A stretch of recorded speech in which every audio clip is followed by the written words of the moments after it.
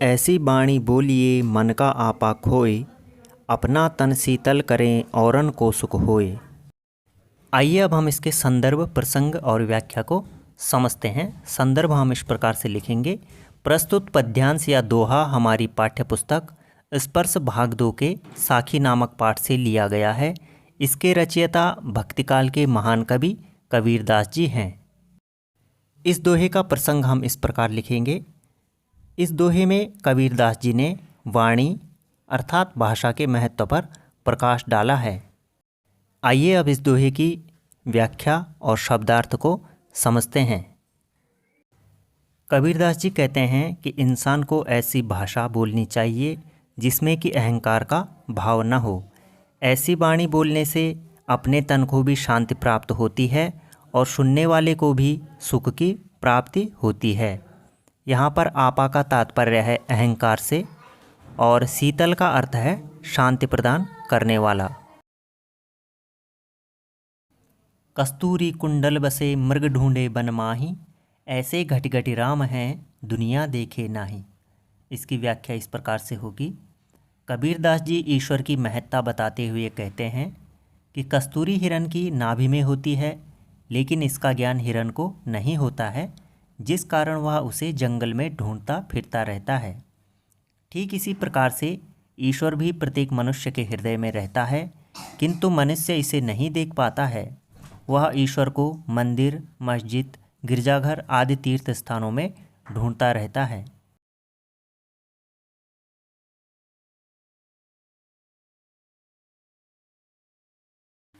जब मैं था तब हरि नहीं, अब हरि है मैं नाही, सब अंधियारा मिट गया जब दीपक देखा माही। इस दोहे की व्याख्या इस प्रकार से होगी। कबीरदास जी कहते हैं कि जब मेरे अंदर अहंकार अर्थात मैं था, तब मेरे हृदय में हरि अर्थात ईश्वर का वास नहीं था, और अब मेरे हृदय में ईश्वर का वास है तो अहंकार नहीं है। जब से मैंने ज्ञान रूपी दीपक को पाया है, तब से मेरे अंदर का अंधकार अर्थात अज्ञान समाप्त हो गया है। सुखिया सब संसार है खाए और सोवे, दुखिया दास कबीर है जागे और रोवे। इस दोहे की व्याख्या से पहले हमें दो वाक्यों के अर्थों को समझना बहुत ज़रूरी है। खाए और सोवे और जागे और रोवे। खावे और सोवे का अर्थ है माया में डूबे रहना या खा पी कर माया के अंधकार में सोना, और जागे और रोवे का अर्थ है माया से विरक्ति के उपरांत जागना और अपना समय गंवाने वालों को देखकर दुखी होना या दूसरों को सोता हुआ देख करके रोना। आइए अब इस दोहे की व्याख्या को समझते हैं। कबीरदास जी कहते हैं कि लोग माया जनित अंधकार के वश में आकर खाना पीना और सोना अर्थात भौतिक जीवन को ही अपना उद्देश्य समझ बैठे हैं। कबीरदास जी माया के बंधन को काट कर जाग गए हैं, अर्थात वे जागृत अवस्था में पहुंच चुके हैं। अतः इस संसार में सोए हुए लोगों या अज्ञानियों को देखकर उन्हें दुख होता है और इस प्रकार वे रोते हैं। जो अमूल्य जीवन ईश्वर के सुमिरन के लिए मिला था, उसको यह सांसारिक लोग साधारण समझकर जीवन का अमूल्य समय नष्ट कर रहे हैं। इसे देखकर कबीरदास जी को मन ही मन दुख होता है।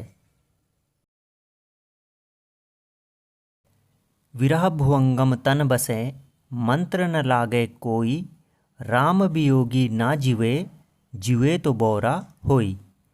इसका प्रसंग इस प्रकार से होगा कि इस दोहे में कबीरदास जी ने ईश्वर के वियोग में भक्त की दशा का चित्रण किया है। आइए अब इस दोहे की व्याख्या को समझते हैं।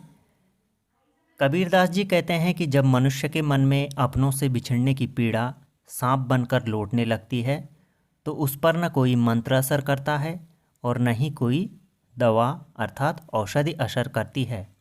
ठीक उसी तरह से राम अर्थात ईश्वर के वियोग में भक्त अर्थात मनुष्य जीवित नहीं रह सकता है, और यदि वह जीवित रहता भी है तो उसकी स्थिति पागलों की तरह हो जाती है। वह बावला बन जाता है ईश्वर के वियोग में।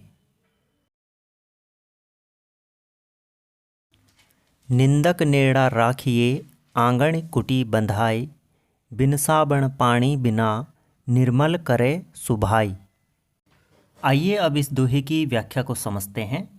कबीरदास जी कहते हैं कि निंदक को समीप रखना चाहिए, जो हमारे अवगुणों को चिन्हित कर हमें उसके बारे में बताता है, अन्यथा हम स्वयं का विश्लेषण नहीं कर पाते हैं।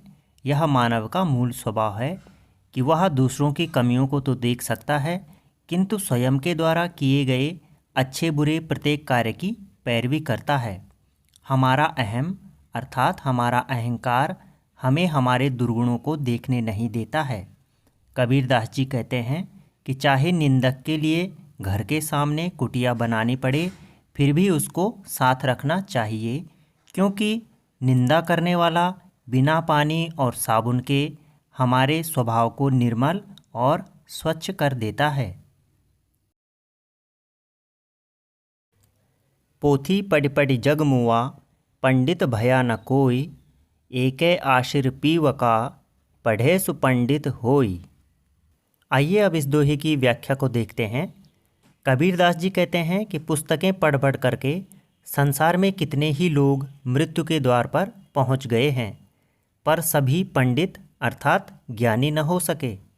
कबीर मानते हैं कि यदि कोई पीव अर्थात प्रिय का या प्रेम का केवल एक अक्षर ही पढ़ ले, अर्थात प्रेम या ईश्वर के वास्तविक रूप को पहचान ले, तो वही सच्चा ज्ञानी होगा और वही पंडित होगा।